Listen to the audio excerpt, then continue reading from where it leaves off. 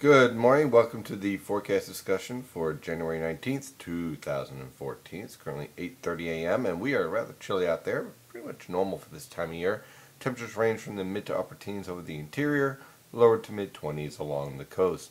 Today we're going to be dodging yet another clipper with the threat for scattered snow showers. Temperatures will rebound into the mid 30s over the interior and upper 30s to lower 40s along the coast.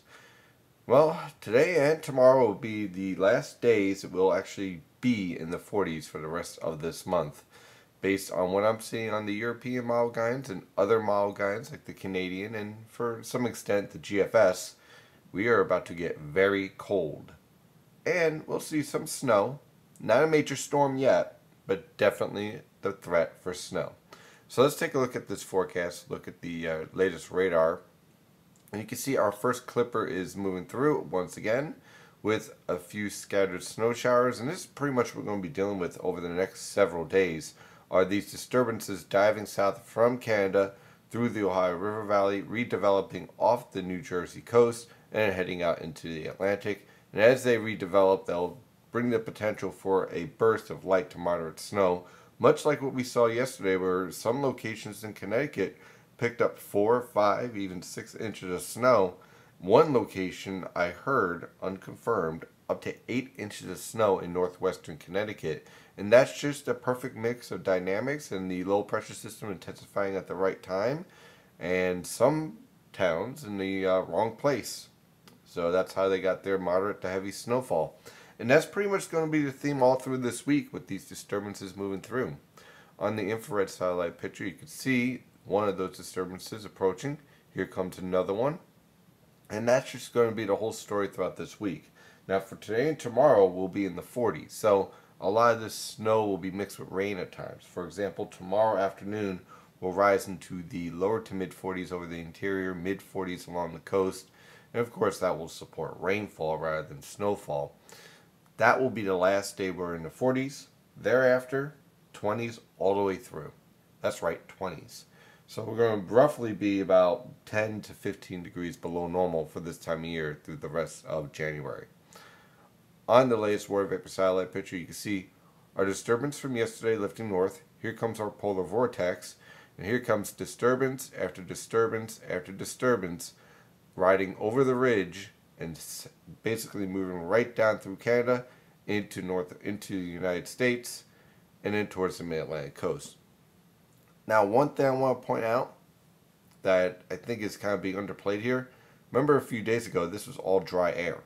This is our subtropical jet stream. And it is getting more and more amplified. And the models are kind of missing this feature here a bit.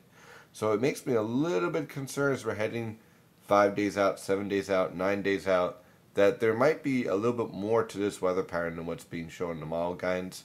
We have to watch this because this is not being sampled properly. And there's a lot of moisture out there just pooling over the Pacific here that is just inching its way towards North America.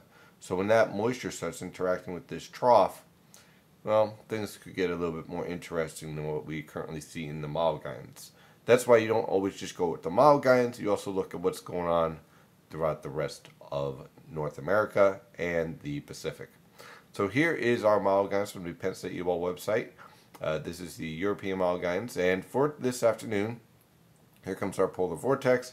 Here's our disturbance from yesterday. Here's our disturbance for today with scattered rain and snow showers. Again, temperatures basically in the upper 30s to lower 40s for highs. For tomorrow, we'll be ahead of an Arctic cold front much of the day. Temperatures will rise into the mid 40s along the coast, lower to mid 40s over the interior. Don't get used to it though, because those temperatures will rapidly fall off in the evening through the 30s and 20s as that Arctic cold front moves through rain and snow showers. By the time we get to Tuesday morning, temperatures will range from the upper teens to lower 20s. So let's take a look at Tuesday, because we've been kind of seeing whether there could be a little storm that develops off the coast here.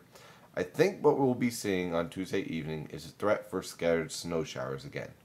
Scattered snow showers Tuesday evening into Wednesday morning, as this low pressure system will be just a little bit too far off the coast because we have another disturbance right on its tail.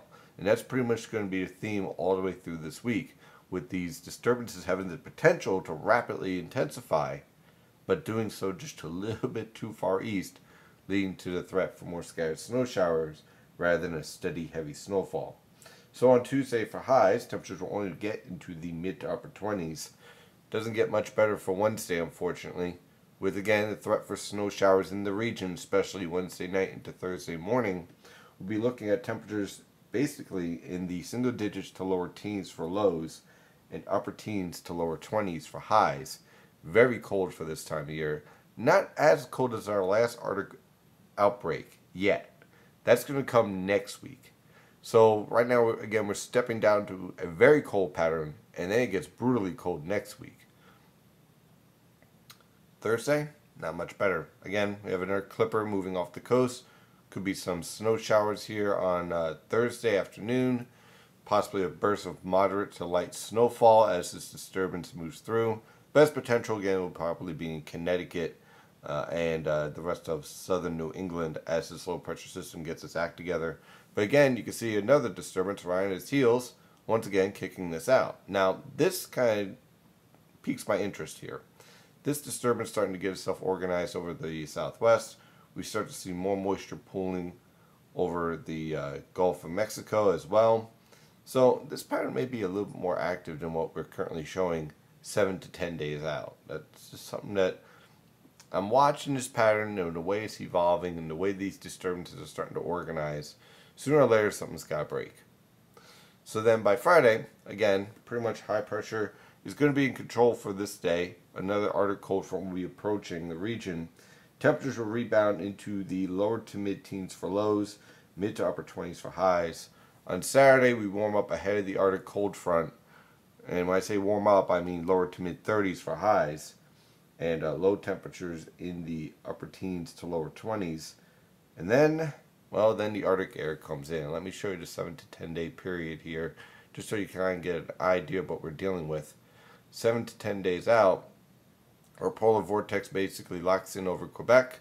That sends cold air waves after cold air waves through the region. Plenty of little mini low pressure systems trying to get themselves organized here. And we just get brutally cold for next week. And we're basically looking here at temperatures struggling in the teens for highs, based on some of the model guidance I'm seeing. So, yeah, the week before the Super Bowl is going to be very cold, very chilly. And unfortunately, more cold air is on the way thereafter as its polar vortex starts to lift north and then returns back south just in time for the weekend of the Super Bowl. Meanwhile, again, to watch these disturbances as they start to interact with this pattern. 1, 2, the subtropical disturbances are going to be very, very interesting to watch and see over the next several days and weeks ahead. That is your forecast discussion for today. Of course, I'm your meteorologist, Stephen DiMartino. Follow the latest weather information at nynjpaweather.com and nynjpaweather on Twitter, Facebook, Google+, and LinkedIn. Have a wonderful day, and as always, stay safe out there.